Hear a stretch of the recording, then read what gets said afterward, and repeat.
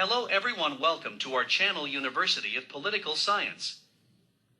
Today I discusses about the American political tradition. The American political tradition is one of the most influential history in the world.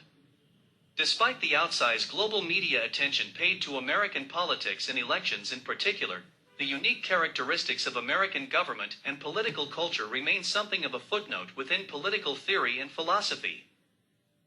A Nation of Immigrants.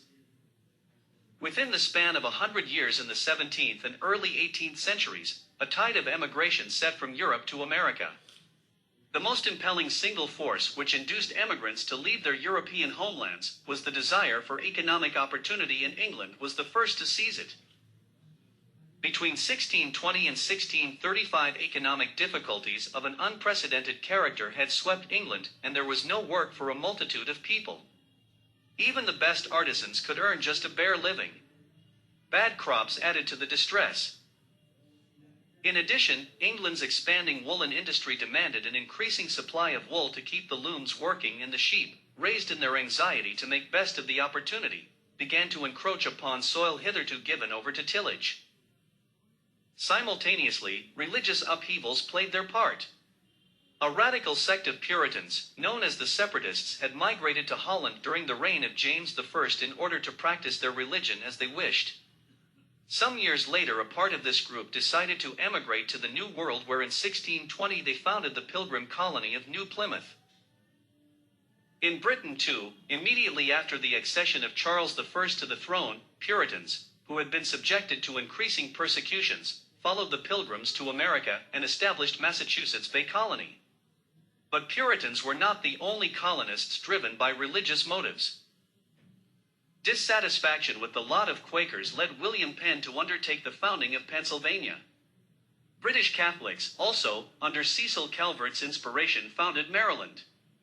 The pace of emigration accelerated during the arbitrary and despotic rule of Charles I.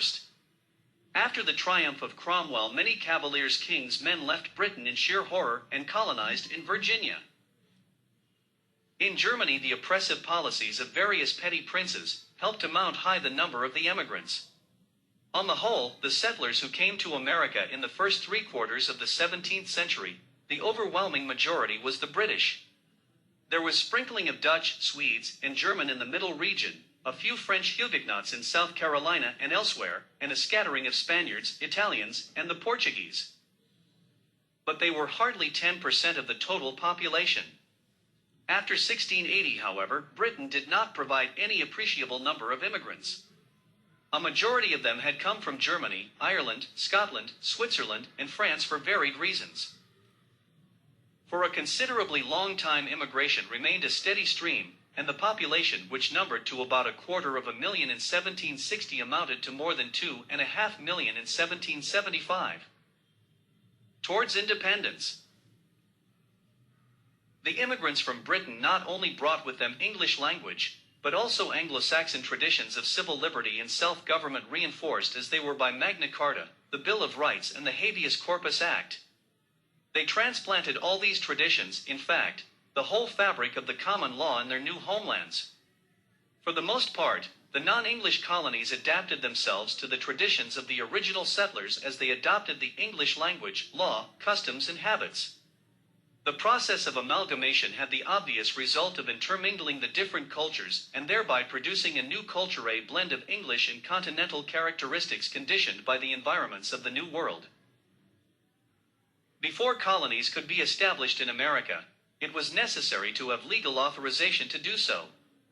This was granted by the King of Britain in charters, granted in some instances to trading companies, in others to individuals, and in still others to the colonists. The basis of government in each colony was the supremacy of the crown, although there was the lack of controlling influence on the part of the government in Britain. The colonies were, during the formative period, free to a large degree to develop as their inclinations or force of circumstances dictated. This large degree of self-government exercised by the colonists resulted in their growing away with Britain whenever in the years to come the government attempted to regulate their conduct.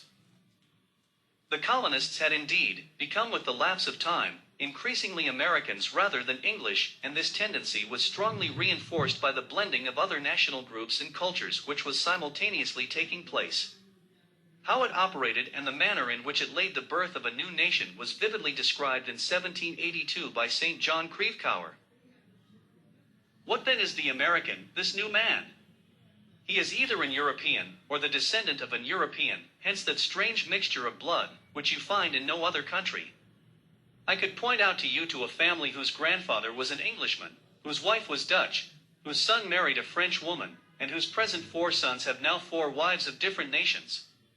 He is an American, who leaving behind him all his ancient prejudices and manners, receives new ones from the new mode of life he has embraced, the new government he obeys, and the new ranks he holds. In 1763, at the end of the 7 Years' War, the French were driven from the North American continent. New territories came under British control, and money was needed to administer them.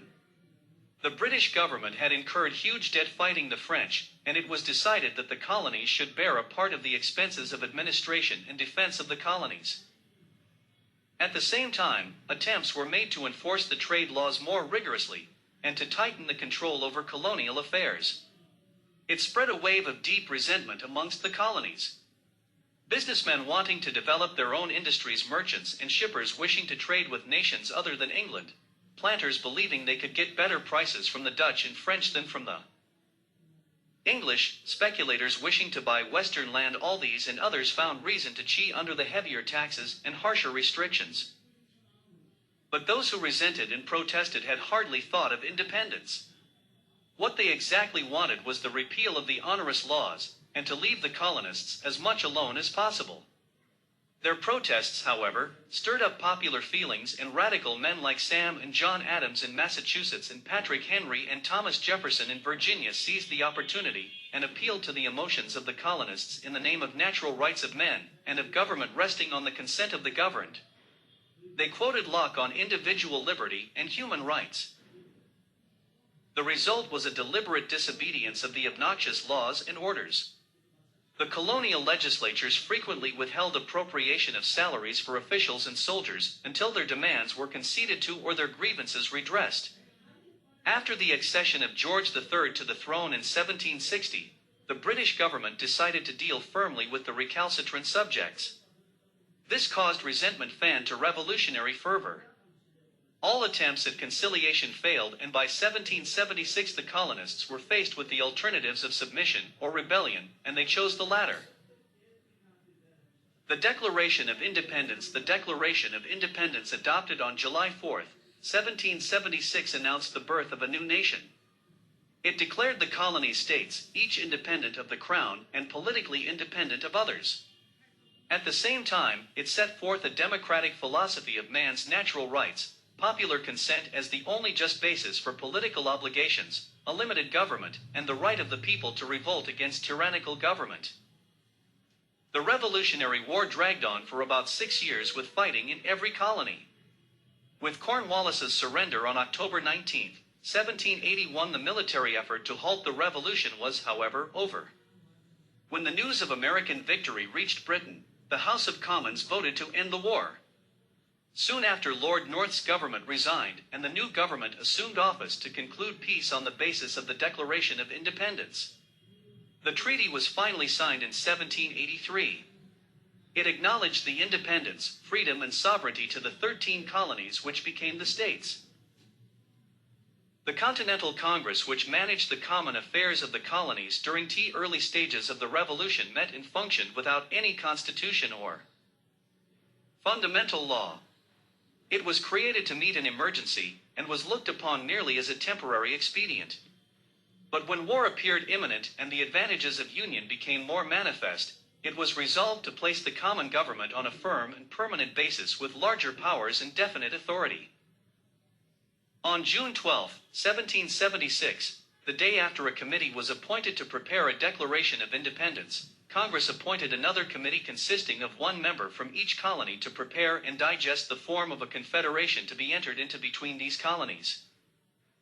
In November 1777, an instrument called the Articles of Confederation was finally adopted by Congress, which was to go into effect when ratified by all the states. All states except Maryland ratified the Articles during the year 1778 and 1779. Maryland, too, ratified them on March 1, 1781, and on the same date the Articles went into effect. They constituted the first Constitution of the United States of America. The Confederation, thus formed, was styled a firm league of friendship, under the name of the United States, and its declared purpose was to provide for the common defense of the states, the securities for their liberties, and their natural and general welfare.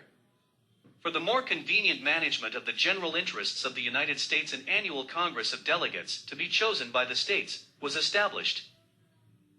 No state was to send less than 2 and more than 7 delegates, and each state was entitled to only 1 vote regardless of its size or other considerations.